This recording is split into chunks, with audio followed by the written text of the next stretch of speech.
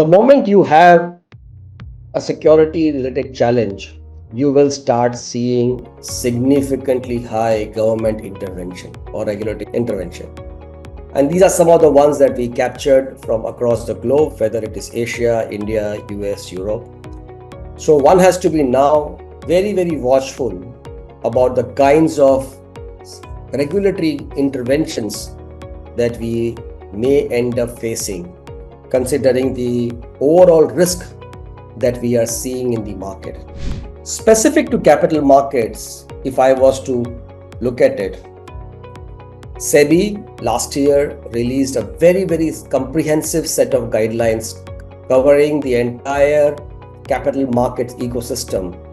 The name is a mouthful: CSCRF, Cybersecurity Controls for Resilience and Security, across the entire suite of capabilities from a tech perspective.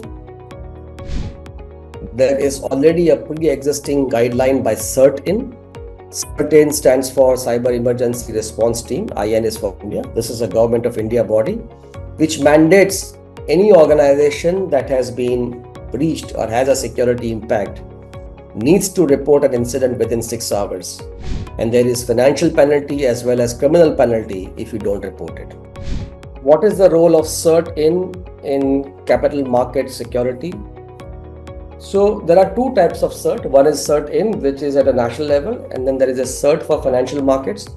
The CERT-IN that looks at the overall cyber posture for the country, and they aid and support the other sector CERTs, issue advisories, they work with institutions in creating policies, they issue threat content.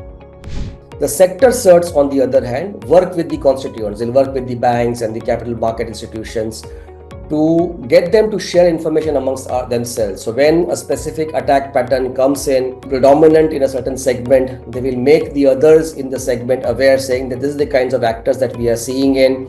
These are the countries from where these attacks are originating from. These are how the attacks are looking like, and what are the remedial measures that you should say. So a lot of information sharing happens within the sector to allow the sector to respond better, so that that information doesn't get restricted with only one entity or one domain. There is a DPTP Act, that is a Data Privacy Act, that is coming up. It is passed by the Parliament. It is still not been notified. It's expected to be notified this year.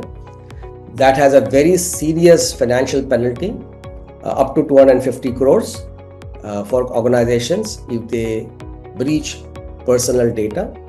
And in the capital markets, everything that we all do is personal data only. NCIIPC is National Critical Information Infrastructure. These are critical infrastructure elements, stock exchanges, clearing houses, depositories, utilities, telecoms, airlines, airports, power generation, power distribution. All of these fall under this. And they have a set of guidelines that need to be adhered to. And last but not least, there is an IT Act that was passed in 2008, and then there's an amendment in 2011. A lot of what we see in newspapers where cases are filed under the IT Act. So there's a very large spectrum of regulatory coverage that we all have to, for people who on the call who are with enterprises, have to be really watchful about, because in some shape and form, these laws impact you. So whether you have done right or wrong, if you are caught on the wrong side of this regulation, there is a significant hassle that one will have to go through.